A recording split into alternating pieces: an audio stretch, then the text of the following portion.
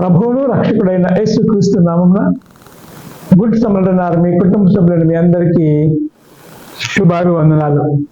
దేవుని యొక్క మహాకృపను బట్టి గతించిన వారమంతా దేవుడు తన కృపలో మనలను కాపాడి సంరక్షించి మన బ్రతుకులో మరి యొక్క పునరుద్ధాన దినము దయచేసి ఆయన సన్నిధానములో ఆయన బిడ్డలుగా ఆయన నామాన్ని ఘనపరచడానికి, స్తుతించడానికి, ఆరాధించడానికి, మరి ముఖ్యంగా దేవుని యొక్క వాక్యముతో మన జీవితాలను సరిచేసుకోవడానికి దేవాతి దేవుడు మనకు అనుగ్రహించినటువంటి యొక్క కృపను బట్టి మనమందరమును కూడా దేవాతి దేవునికి వందనములు, స్తుతులు, స్తోత్రాలు చెల్లించవలసిన వారమై ఉన్నాము.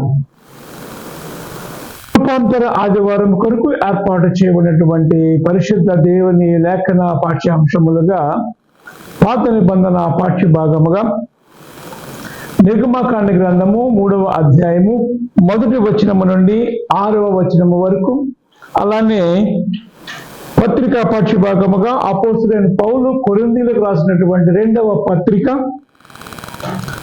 3వ అధ్యాయము 12వ వచనము నుండి 18వ వచనము వరకు, అలానే సువార్త పాఠ్య భాగముగా పరిశుద్ధుడైన యోహాను రాసిన సువార్త 5వ అధ్యాయము 39వ వచనము నుండి 47వ వచనము వరకు ఉన్నటువంటి లేఖన భాగములు మనకు ఈ వారము పాఠ్యాంశములుగా ఇవ్వబడి ఉన్నవి.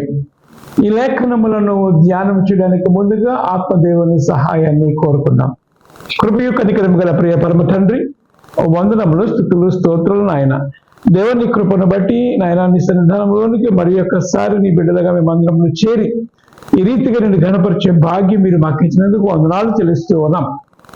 దేవ, కొద్ది నిమిషములు నీ వాక్యమును ధ్యానించడానికి మీరు మాకు ఇచ్చినటువంటి కృపను బట్టి వందనాలు. నీ వాక్యమును ధ్యానింపనేటువంటి నీ ఆత్మచేత నన్ను మమ్మల్ని నింపి నడిపించండి. నా నోటి మాటలు, నా హృదయ ధ్యానము నీ దృష్టికి అంగీకారములుగా చేయమని, మహిమ పొందుకోమని నీ ప్రియకుమారుడు మా రక్షకుడైన యేసుక్రీస్తు నామమున ప్రార్థించి వేడుకొనుచున్నాము తండ్రి, ఆమేన్. ఈ రూపాంతర ఆదివారము అనగానే మనందరికీ బాగా జ్ఞాపకం వచ్చినటువంటి సంఘటన ఏమిటంటే, ప్రభు అయినటువంటి యేసుక్రీస్తు వారు రూపాంతర అనేటువంటి కొండ మీద ఆయన ఎవరు, ఆయన ఏమై ఉన్నారు అనే విషయాన్ని ఆ పేతురు, యోహాను, యాకోబులకు ప్రత్యక్షపరచుకున్నటువంటి సంఘటన మనకు జ్ఞాపకం వస్తూ ఉంది. అసలు ఈ రూపాంతరము అనేటువంటి మాటకు మార్పు చెందుట అనేటువంటి అర్థం వస్తూ ఉంటూ ఉంది.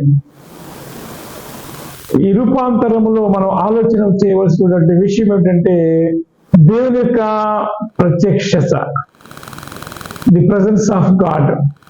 దేవుని యొక్క ప్రత్యక్షతలు అనేక రకాలుగా మనము చూస్తూ ఉంటూ ఉన్నాం. పాత నిబంధన పాఠ్య భాగాలు మనం ఆలోచన చేస్తూ ఉంటూ ఉన్నప్పుడు దేవతి దేవుడు ఆయా రీతిలుగా ఆయా వ్యక్తులను దర్శించినటువంటి విషయాన్ని మనం జ్ఞాపకం చేస్తూ ఉంటూ ఉన్నాం. అబ్రహామును పిలుచుకున్నప్పుడు తన స్వరముతో అబ్రహామా అబ్రహామా అని పిలుచుకున్నాడు. అలాగే ఈ యాకోబును కూడా దర్శన రీతిగా అనేక రీతిలుగా ఆయా వ్యక్తులను దర్శిస్తూ ఉంటూ ఉంటాడు.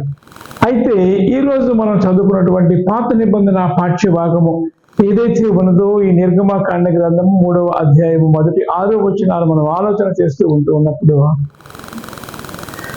దేవుడు మోషేతో తను ప్రత్యక్ష పరిచయం చేసుకోవడానికి ఒక మండుచున్నటువంటి అగ్ని వలె, ఒక పొద వలె ఆయన ప్రత్యక్షం అవడం మనం చూస్తూ ఉంటూ ఉన్నాం.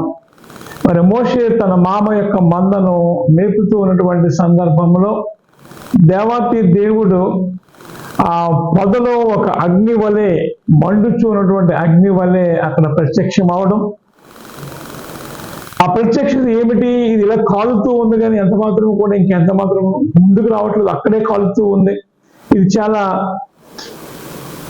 ప్రత్యేకమైనదిగా ఉన్నది, దీన్ని ఎంత మాత్రం నేను చూడాలనేటువంటి ఆశ కలిగిన వాడై ముందుకు రావడం.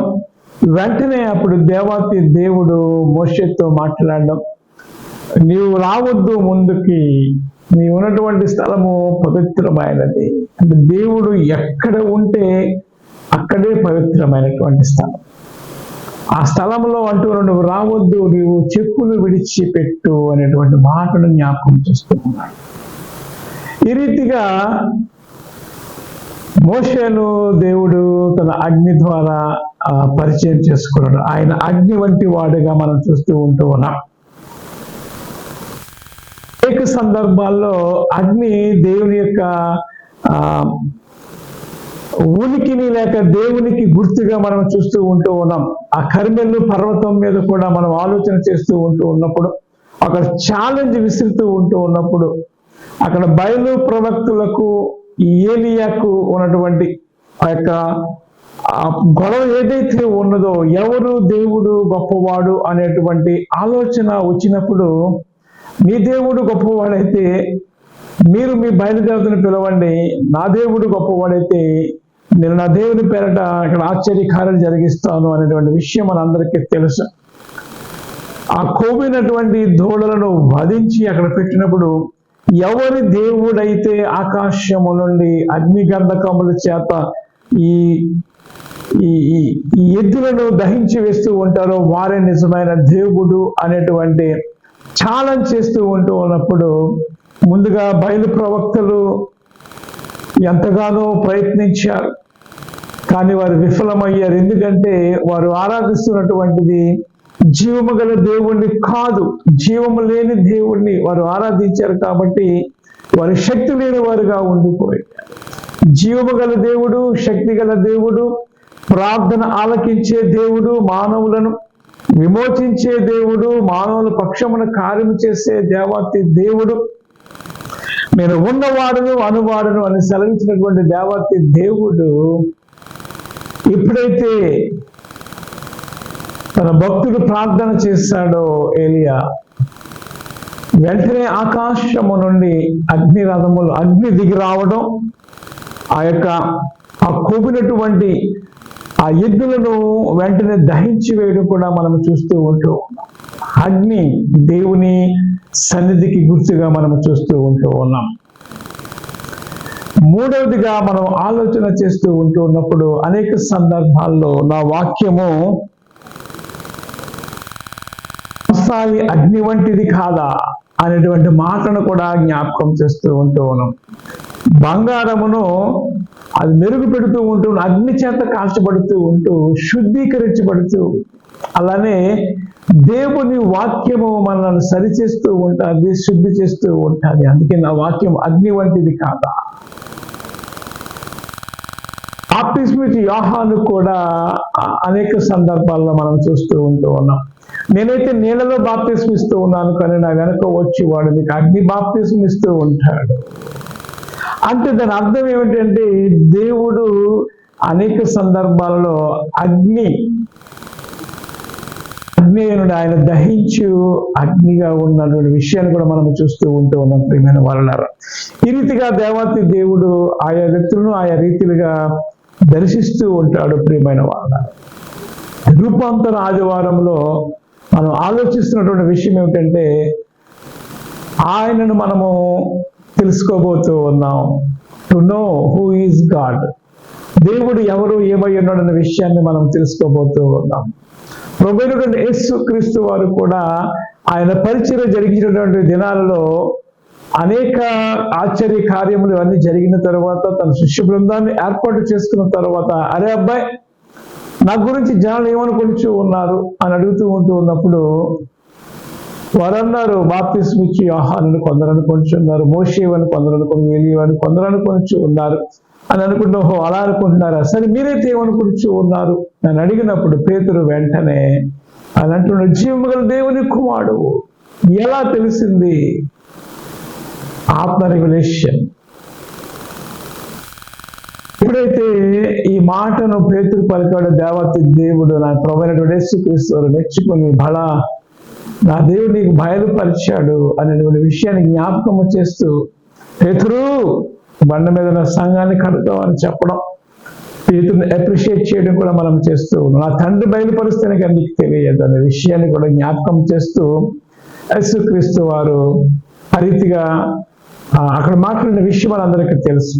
అటు తరువాత వారి యొక్క అనుమానాలన్నీ కూడా నివృత్తి చేయడానికి, శిష్యుల యొక్క అనుమానాలు, నేను బాప్తిస్మిచ్చి యోహానును కాదు, మోషేను కాదు, ఏలియాను కాదు అనే విషయాన్ని తెలియచేస్తూ ఆ నరువాత దినమున ఆ రూపాంతర కొండ దగ్గరికి తీసుకుని వెళ్ళి, ఆ రూపాంతర కొండ దగ్గరని ఎవరి పేరైతే వీరు చెప్పి ఉన్నారో వారందరినీ కూడా యేసుక్రీస్తు వారు అక్కడ పిలవడం, వారితో యేసుక్రీస్తు వారు మాట్లాడడం కూడా జరిగింది. అప్పుడు అంటున్నటువంటి మాటను మనం చూస్తూ ఉంటున్నాడు. పేతురు అంటూ ఉన్నాడు, మనందరికీ తెలిసిన విషయమే, మోషేకి ఒకటి, ఏలియాకి ఒకటి, నీకొకటి, ముగ్గురికి 3 పర్ణశాలలు వేసేద్దాం, ఇక్కడే ఉండిపోదాం అని అన్నాడు. అంటే అక్కడ యేసుక్రీస్తు ఎవరో తెలిసిపోయింది, మనం ఇక్కడే ఉండిపోదాం అనే విషయం ఆలోచన చేసి ఉన్నాడు. రూపాంతర ఆదివారంలో తను తాను దేవుడు ప్రత్యక్షపరుచుకున్నాడు. రూపాంతర అనుభవంలోనికి వాళ్ళందరినీ కూడా తీసుకుని వెళ్ళి ఉన్నాడు విషయాన్ని మనం ఆలోచన చేస్తూ ఉన్నాం. అక్కడ ఒక స్వరం రావడం కూడా మనం వింటూ ఉన్నాం, ఈయన నా ప్రియ కుమారుడు, ఆయన మీతో ఏదైతే చెప్పిన అది మాత్రమే చేయండి, ఆయన మాట వినండి అని చెప్పినప్పుడు వారు ఇంకా ఎంత మాత్రం కూడా యేసుక్రీస్తును మారు ప్రశ్న వేయకుండా వారు మౌనంగా ఉండడం మనం చూస్తూ ఉన్నాం. రీతిగా ఈ రూపాంతర ఆదివారం గురించి మనం ఎన్నో విషయాలు మాట్లాడుకోవచ్చు. అయితే ఈ మోషేతో దేవుడు మాట్లాడుతున్న విషయాన్ని గమనిస్తూ ఉంటూ ఉన్నప్పుడు, మోషే ఎప్పుడైతే దేవుడు వెంబడిస్తూ ఉన్నాడో ఆశ్చర్య కార్యములు, అద్భుతములు ఎన్నో చేయడం మనందరికీ తెలుసు. ఇవన్నీ జరిగిన తరువాత దేవుడు ఇశ్రాయేలు ప్రజలను విమోచించిన తరువాత, పాలు తేనెలు ప్రవహించు దేశమునకు వారందరిని విమోచించి నడిపించిన తరువాత దేవుడు మోషేతో మాట్లాడుతున్న విషయాన్ని మనం ఆలోచన చేస్తూ ఉంటూ ఉన్నాం. మోషే, నువ్వు కొండ మీదకి రా, నేను నీతో మాట్లాడతాను అని మాట్లాడడం, 10 ఆజ్ఞలు, ధర్మశాస్త్రం అన్ని కూడా అక్కడ దేవుడు మోషేతో మాట్లాడిన విషయం అంతా మనకు తెలుసు. ఆ కొండ మీద ఉన్నటువంటి 40 దినములు, 40 రాత్రులు, 40 పగలు ఉంటున్నటువంటి సందర్భంలో మోషే యొక్క ముఖము వెలిగిపోయింది. He could not able to see the face of God. ఎందుకంటే ఆయన శక్తిమంతుడు, ఆయన వెలుగై ఉన్నాడు. కేవలం మండుచున్నటువంటి పొదనే చూడలేకపోయాడు. అలాంటిది ఆయన తేజస్సును చూడనటువంటి స్థితిలో ఈ మోసే ఉన్నటువంటి పరిస్థితి మనం ఆలోచన చేస్తూ ఉంటున్నప్పుడు, ఆ దేవుడితో మాట్లాడుతున్నప్పుడు తన ముఖమును కప్పుకున్నాడు అనేటువంటి మాటను ఆలోచన చేస్తూ ఉంటున్నాం. ఆ ముఖాన్ని కప్పుకున్నటువంటి విషయాన్ని మనం ఆలోచన చేస్తూ ఉంటూ ఉన్నాం. ఇంకా ఆలోచన చేస్తూ ఉంటూ ఉన్నప్పుడు, ఎప్పుడైతే ఆయనతో సహవాసం చేస్తూ ఉన్నాడో, సహవాసములో కొండ దిగి ఆ ధర్మశాస్త్రమును పలకలు పట్టుకున్నటువంటి సందర్భంలో ఇక్కడ కింద ఉన్నటువంటి జనాంగము మోషే ముఖాన్ని చూస్తూ ఉంటూ ఉన్నప్పుడు, ఆ ముఖము పెద్ద తేజస్సు వలె కాంతివంతముగా ఉండడం చూస్తూ ఉన్నారు. అయితే తన ముఖం మెరిసిపోతుందన్న విషయాన్ని మోషేకి ఎంత మాత్రము కూడా తెలియదు. అదే విషయాన్ని పౌలు భక్తుడు రాస్తూ ఉన్నటువంటి విషయాన్ని మనం ఆలోచన చేస్తూ ఉంటూ ఉన్నాం. కొరింథీయులకు రాసినటువంటి 2వ పత్రికలో 3వ అధ్యాయము 12వ వచనం నుండి 18వ వచనం వరకు. ఇంకొక విషయం మనం ఆలోచన చేస్తూ ఉంటూ ఉన్నప్పుడు, దేవాతి దేవుడు దమస్కు మార్గము గుండా క్రైస్తవులను హింసించడానికి వెళుతున్నటువంటి సౌలు అనబడినటువంటి పౌలును కూడా దర్శించినప్పుడు ఈ రీతిగా దర్శించాడు, గొప్ప వెలుగుగా. He could not able to see the face, the light of God. దేవుని యొక్క వెలుగును చూడలేకపోయాడు. ఆ వెలుగును చూసిన వెంటనే అతను కళ్ళు పోయాయి. ఏ నరుడు కూడా దేవుడిని స్వయంగా డైరెక్ట్ గా చూడలేరు. తన రొమ్మున అద్వితీయ కుమారుడుగా ఉన్నటువంటి దేవాతి దేవుణ్ణి ఆయనే చూస్తూ ఉంటాడు. ప్రియమైన వాళ్ళ, అయితే ఈ విషయాన్ని పౌలు భక్తుడు మాట్లాడుతూ, పాత నిబంధన కాలంలో మోషే దేవుని యొక్క ముఖాన్ని చూడలేకపోయాడు. ఎందుకంటే ఆయన మండుచున్న అగ్ని వంటి వాడుగా ఉన్నాడు, ఆయన వెలుగుగా ఉన్నాడు కాబట్టి ఆయన చూడలేకపోయాడు. ఆ ముఖమును కప్పుకున్నాడు. ఆ లైటింగే ఆ తిరిగి వస్తూ ఉన్నప్పటికీ కూడా ఆ యొక్క ముఖ కాంతి మెరిసిపోతూ ఉంటూ ఉన్నప్పుడు తగ్గిపోవచ్చున్నటువంటి ఆ యొక్క వెలుగును చూసే వారందరూ ఆశ్చర్యానికి లోనైపోయారు కదా. ఆ కొండ మీద మాట్లాడుతూ ఉంటున్నప్పుడు అయ్యో మోషే ఎలా అయిపోయాడని ఆలోచన చేసి వారందరూ సంభ్రమాశ్చర్యాలకు గురైపోయారు. ప్రియమైన వాళ్ళ అయితే అదే పౌలు అలాంటి వెలుగు చేత దర్శించబడిన వాడై, మనందరికీ తెలుసు అతడు కళ్ళు పోయిన తరువాత అతడు మరలా దైవదాసుల ద్వారా ప్రార్థన చేసుకుని స్వస్థత వచ్చి దేవుని కొరకు ఒక బలమైనటువంటి శక్తిమంతుడిగా ఏ విధముగా మారాడో, క్రీస్తు కొరకు హతసాక్షిగా శిష్యుల కంటే ఘనమైనటువంటి పరిచర్య చేశాడు. అది మనందరికీ తెలుసు. అపోస్తలుల కార్యములు 9-10 అధ్యాయాలు మనం చూస్తూ ఉంటూ ఉన్నాం. ప్రియమైన వారలారా, అలాంటి అనుభవాన్ని పొందుకున్నటువంటి ఈ పౌలు భక్తుడు మాటను మనం ఆలోచన చేస్తూ ఉంటూ ఉన్నప్పుడు కొరింథీ సంఘములో ఉన్నటువంటి పరిస్థితులను జ్ఞాపకం చేసుకుంటూ ఆయన ఎవరో ఏమై ఉన్నాడో అనే విషయాన్ని జ్ఞాపకం చేసుకుంటూ ఉన్నటువంటి మాటలను ఇక్కడ ఈరోజు మనం చూస్తూ ఉంటూ ఉన్నాం. ప్రియమైన వారలారా, ఈ కొరింథీ పత్రికలో మనం ఆలోచన చేస్తూ ఉంటూ ఉన్నప్పుడు ఇంకా పౌలు కూడా, ఈ పేతురు కూడా అంటూ ఉంటాడు తన పత్రికలో మనం ఆలోచన చేస్తూ ఉంటూ ఉన్నప్పుడు, మొదటి పత్రికలో తిమోతికి రాసినటువంటి మొదటి పత్రికలో ఈ పౌలు అంటూ ఉంటాడు 6వ అధ్యాయం 16వ వచనంలో, సమీపింపరాని తేజస్సులో ఆయన మాత్రమే ఆశ్రయుడై ఉన్నాడు. ఆయన మాత్రమే ఆశ్రయుడై ఉన్నటువంటి దేవతి దేవుడు సమీపింపరాని తేజస్సులో. ఆ వెలుగునే మనం నైట్ టైం డ్రైవింగ్ చేస్తూ ఉంటున్నాం, లారీ యొక్క లైటింగ్ ని మనం చూడలేం, బండి ఆపేస్తూ ఉంటాం కదా. అలాంటి జీవము గల దేవుడు, ఆకాశమైన సింహాసనము, 7 దీపస్తంభముల మధ్య సంచారం చేసినటువంటి దేవతి దేవుడు, అగ్ని వంటి నేత్రములు కలిగినటువంటి వాడు, ఎంతో వర్ణన మనం చూస్తూ ఉంటూ ఉన్నాం ప్రకటన గ్రంథములో. అలాంటి దేవుని యొక్క మహిమను మనం ఒకనొక దినాన్ని చూడబోతూ ఉన్నాము. ఇప్పుడు చూడలేము, కానీ అప్పుడు చూస్తూ ఉంటాం. అయిపోయినటువంటి మహిమనే చూడలేకపోయారే ఆ ప్రజలందరూ. మరి అలాంటి మహోన్నతుడు దేవతి దేవుణ్ణి మనం చూడాలి అంటే మనం ఏ రీతిగా ఉండాలి? అదే పౌలు మాట్లాడుతూ ఉన్నాడు. ప్రియమైన వాళ్ళ, ఆ మహోన్నతుడైనటువంటి దేవత దేవుడిని మనం చూడాలి అండి, ఆయన స్వరూప్యంలోనికి మనం మారిపోవాలి. ఇది ఎలా జరుగుతుంది? ఒక రోజు నుంచి కాదు, 2 రోజుల్లో కాదు, 3 రోజుల్లో కాదు. కంటిన్యూ ప్రాసెస్, నిరంతర ప్రక్రియ. దేవుడితో సహవాసం జరుగుతూ ఉంటున్నప్పుడు మనము కూడా ఆయనలో మారిపోతూ ఉన్నాం. ఆయన వల్లే టు టర్న్ ఇంటూ క్రైస్ట్, క్రీస్తులోనికి మనం మారిపోతాం. క్రీస్తు వల్లే మనం మారిపోవాలి. అప్పుడు మనం ఆయన చూడబోతూ ఉన్నాం. ఇప్పుడు నువ్వు ఈ లోకములో ఆయన బిడ్డగా, ఆయన నామాన్ని ఘనపరిచే రీతిగా నీవు ఉంటూ ఉన్నప్పుడు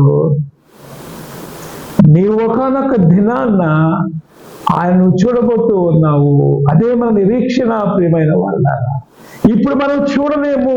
అదే పౌలు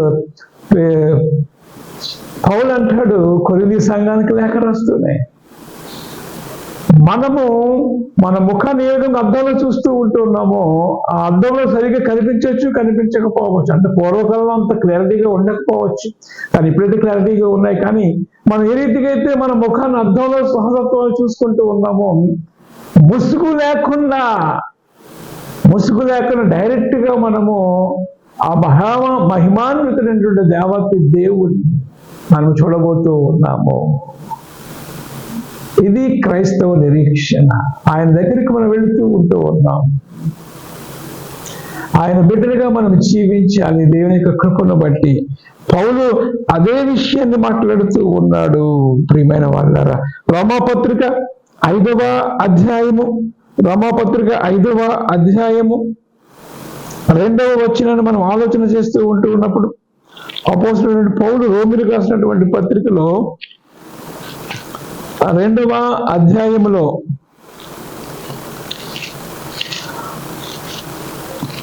కొన్ని వచనాలు మనం ఆలోచన చేస్తూ ఉంటూ ఉన్నప్పుడు సదరు విషయాన్ని ఇక్కడ జ్ఞాపకం చేస్తూ ఉన్నాడు ప్రియమైన వాళ్ళు. 5వ అధ్యాయము 2 నుంచి 5 వచనాలు మనం ఆలోచన చేస్తూ ఉంటూ ఉన్నప్పుడు ఇక్కడ అంటున్నటువంటి మాటలు మనం ఆలోచన చేస్తూ ఉంటూ ఉన్నప్పుడు, ఎందుకనగా ఈ నిరీక్షణ మనలను సిగ్గుపరచదు, మనకు అనుగ్రహించబడినటువంటి పరిశుద్ధాత్మ ద్వారా దేవుని ప్రేమ మన హృదయములో కుమ్మరించున్నది. ఎలాంటి మనం ఇంకనూ బలహీనలై ఉండగా క్రీస్తు మన కొరకు మరణించాడు.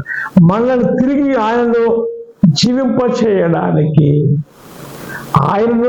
ఆయన ఉన్న స్థలంలో నీవు నేను కూడా ఉండడానికి క్రీస్తు మన కొరకు బలిపశువుగా మారిపోయాడు అనే విషయాన్ని ఇక్కడ జ్ఞాపకము చేస్తూ ఉన్నాడు ప్రియమైన వారులారా.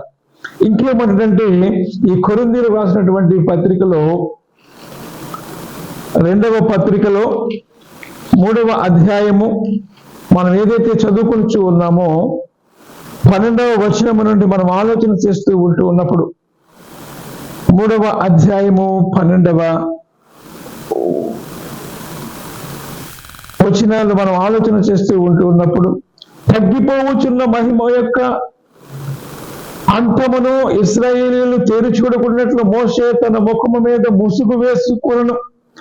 మేమట్లు చేయక ఇటు నిరీక్షణ గల వారమై బహుధైర్యముగా మాట్లాడుచు ఉన్నాము. మరియు వారి మనస్సులు కఠినములాయను గనుక నేటి వరకు పాత నిబంధన చదువుచూ ఉంటూ ఉన్నప్పుడు అది క్రీస్తునందు కొట్టివేయబడిన వారికి తేట పరచబడక ఆ ముసుగే నిలిచి ఉన్నది. ఆ ముసుగు ఇప్పుడు కొట్టివేయబడినది. ఎప్పుడైతే వారు క్రీస్తుని తెలుసుకుంటూ ఉంటారో ఆ ముసుగు తీసివేయబడుతూ ఉంది అనే విషయాన్ని ఇక్కడ జ్ఞాపకం చేస్తూ ఉన్నాడు ప్రియమైన వారు. ఎప్పుడైతే క్రీస్తు సహవాసం కలిగి ఉంటారో దినదినము ఆయన స్వరూప్యంలోనికి మనం మారిపోతూ ఉంటాం. కాబట్టి ఆయన అనేక రీతిలుగా ఆయన మనం దర్శిస్తూ ఉంటాడు. తద్వారా ఒకానొక దినాన్న మనం ఆయన ముఖాముఖిగా చూస్తూ ఉంటాం. ఆయన ప్రత్యక్షతను మనం అనుభవిస్తూ ఉంటాం. మనందరికీ తెలుసు ఆయన దర్శన రీతిగా కనపడిస్తూ ఉంటాడు. ఆయన మాట్లాడుతున్నటువంటి దేవత దేవుడు. అదే విషయాన్ని ఇక్కడ పౌలు భక్తుడు మాట్లాడుచూ ఉన్నాడు. అయితే నేటి వరకు మోషే గ్రంథము వారు చదువుచున్నప్పుడల్లా ముసుగు వారి హృదయముల మీద ఉన్నది, కానీ వారి హృదయము ప్రభువునకు ఎప్పుడు తిరుగునో అప్పుడు ముసుగు తీసివేయబడును. దేవుని నామానికి మహిమ కలుగును. వారు ముసుగు అప్పుడు మోషే ముసుగు వేసుకున్నారు కాబట్టి ఇప్పటికీ కూడా ఇజ్రాయేల్ ప్రజలు ముసుగు వేసుకునే చదువుతారట ఆ ధర్మశాస్త్రాన్ని. అయితే ఎప్పుడైతే వారు యేసుక్రీస్తును తెలుసుకుంటారో ఆయనే మెస్సియా, ఆయనే రక్షకుడు, ఈ లోకానికి వచ్చాడనే విషయాన్ని వారు తెలుసుకుంటారో వారి ముఖం మీద ఉన్నటువంటి ముసుగు తీసివేయబడుతూ ఉంటుందనేటువంటి విషయాన్ని జ్ఞాపకం చేస్తున్నాడు. వారి హృదయము ప్రభు వైపునకు ఎప్పుడు తిరుగునో అప్పుడు ముసుగు తీసివేయబడిన. దేవుని నామానికి మహిమ కలుగును గాక. ఇంకేంటాడు, ప్రభువే ఆత్మ కనుక ప్రభు యొక్క ఆత్మ ఎక్కడ ఉండునో అక్కడ స్వాతంత్ర్యము ఉండును. మనమందరమును ముసుగు లేని ముఖముతో ప్రభు యొక్క మహిమను అర్థము వలె ప్రతిఫలింప చేయుచు మహిమ నుండి అధిక మహిమను పొందుచు ప్రభువగు ఆత్మ చేత ఆ పోలికగానే మార్చబడుచు ఉన్నాము. దేవుని నామానికి మహిమ కలుగును గాక. ఎప్పుడైతే మనం దేవుని తెలుసుకుంటూ ఉన్నామో మనము దేవుని బిడ్డలుగా ధైర్యముగా ఆయన చూడబోచు ఉన్నాము. ఆయన స్వరూప్యములోనికి మనం మారబోవచ్చు ఉన్నాము అనే విషయాన్ని మాట్లాడుచు ముసుగులేని ముఖముతో మనమందరము కూడా స్వయముగా ఆయన ఎదుర్కొనబోవచ్చు ఉన్నాము, ఆయన చూడబోవచ్చు ఉన్నాము. ఇదే క్రైస్తవ నిరీక్షణ. మనం ఆయన చూడలేకపోవచ్చు ఉన్నాము, కానీ అప్పుడు చూస్తూ ఉంటాం ప్రేమైన వారు. ఎందుకనగా ఈ నిరీక్షణ మనల్ని సిగ్గుపరచదు. ఈ నిరీక్షణ మనల్ని ఎక్కడికి తీసుకుని వెళుతూ ఉంది? పరలోక పట్టణంలోనికి తీసుకువెళుతూ ఉంది. దేవుని యొక్క రాజ్యంలోనికి మనం తీసుకుని వెళుతూ ఉంది. పరిశుద్ధ సహవాసములోనికి, జీవము గల దేవుని పట్టణంలోనికి మనం తీసుకుని వెళుతూ ఉంది. ఒకనొక దినాన్న మనం ఆయన చూడబోతూ ఉన్నాము, ఆయన ఎదుర్కొనబోతూ ఉన్నాము. ఆయనతో పాటు యుగ యుగములు సంతోషము కలిగి, ఆనందము కలిగి, ప్రేమ కలిగి యుగ యుగములు ఆయనతో కూడా మనం జీవించబోవచ్చు. కాబట్టి మీ హృదయములను కలవరపడి మీరందరూ కూడా క్రీస్తు వలె మారిపోవాలి. ప్రేమ కలిగి ఉండాలి, దయ కలిగి ఉండాలి, క్రీస్తుని వెంబడించే వారిగా ఉండాలి. రూపాంతర ఆదివారంలో దేవుడు మనల్ని మరి ఒక్కసారి మోషేను దర్శించిన రీతిగా మనలను కూడా దర్శిస్తూ ఆయన అంటూ ఉన్నటువంటి మాటను జ్ఞాపకం చేస్తూ మనమందరము కూడా ముసుగులేని ముఖముతో ఆయన మనం చూడబోవచ్చు ఉన్నాము. ప్రియమైన వారు, ప్రభువైనటువంటి యేసు క్రీస్తు వారు ఈరోజు మనం చదువుకున్నటువంటి ఈ సువార్త పాఠ్యభాగం ఏదైతే ఉన్నదో, యోహాను సువార్త 5వ అధ్యాయము 39-47. యోహాను సువార్త 5వ అధ్యాయము 39-47 వచనాలు గనక మనం ఆలోచన చేస్తూ ఉన్నప్పుడు అవే విషయాలను మనం మాట్లాడుతూ ఉన్నాడు. లేఖనములలో యందు మీకు నిత్య జీవము కలదని తలంచుచు వాటిని పరిశోధించు ఉన్నారు. అయితే ఆ లేఖనము ఎవరి గురించి మాట్లాడుతుంది? నన్ను గురించి మాట్లాడుతుంది. నిరూపాంతర ఆదివారంలో to know who is God, అది తెలుసుకోవాలి మనం. యేసుక్రీస్తు వారు అక్కడటువంటి ఆ యొక్క జనాలతో మాట్లాడుతున్నాడు, యూదా జనాంగముతో మాట్లాడు, మీకు లేఖనములో నిత్య జీవములు కానీ మీరు తెలుసుకొని ఉన్నారు. మోషే నన్ను గురించి రాస్తాడు. ఆ మండుచున్న పదవిలో కనిపించినటువంటి దేవత దేవుని గురించి మాట్లాడుతూ అంటూ ఉన్నాడు, అయితే మీకు జీవము కలుగున్నట్లు మీరు నా యొద్దకు రానన్నారు. మీరు నా గురించి ఎదుగుతూ ఉన్నారు కానీ మీకు తెలుసు కానీ నా దగ్గర మీరు రావట్లేదు. అది దేవుడు బాధపడుతూ ఉన్నాడు. నేను మనుషుల వల్ల మహిమ పొందబడిన కాను, నేను మిమ్మల్ని ఎరుగుదును, దేవుని ప్రేమ మీరు లేదు. నేను నా తండ్రి నామమున వచ్చి ఉన్నాను, మీరు నన్ను అంగీకరింపరు. మరి ఇప్పుడు తన నామమున వచ్చిన ఎడల వాళ్ళని అంగీకరింతురు. అద్వితీయ దేవుని వలన వచ్చు మెప్పు వలన కోరుకుని ఒకరి ఒకడు మెప్పు పొందుచులను మీరు ఎలాగో నమ్మగలరు. నేను తండ్రి యొద్దను మీ మీద నేరము మోపుచున్నానని తలంచుకుడి. మీరు ఆశ్రయించుచున్నటువంటి మోషే మీ మీద నేరం మోపుచూ ఉన్నాడు. అతడు నన్ను కూర్చి వ్రాసాను గనుక మీరు మోషేను నమ్మినట్లయినా నన్నును నమ్ముదురు అని లేఖనములను నమ్మిన ఎడల నా మాటను ఎలాగూ నమ్ముదురు అని దేవుని నామానికి మహిమ కలిగిన గాక. అతడు నన్ను కూర్చి వ్రాసాను గనుక మీరు మోషేను నమ్మినట్లయినా నన్నును నమ్ముదురు. మీరు అతని లేఖనములను నమ్మని ఎడల ఈ నా మాటలు ఎలాగూ నమ్ముదురు అని మాట్లాడుతూ ఉన్నాడు. కాబట్టి ఆయన మనం నమ్మాలి. ఆయన అనేక సందర్భాల్లో నేనే ఆయనని తను గురించి అనేక సందర్భాల్లో ఇశ్రాయేలు ప్రజలకు ఏదో జనాంగానికి సెలవిచ్చాడు కానీ వారు దేవుని దగ్గర రాలేకపోయారు.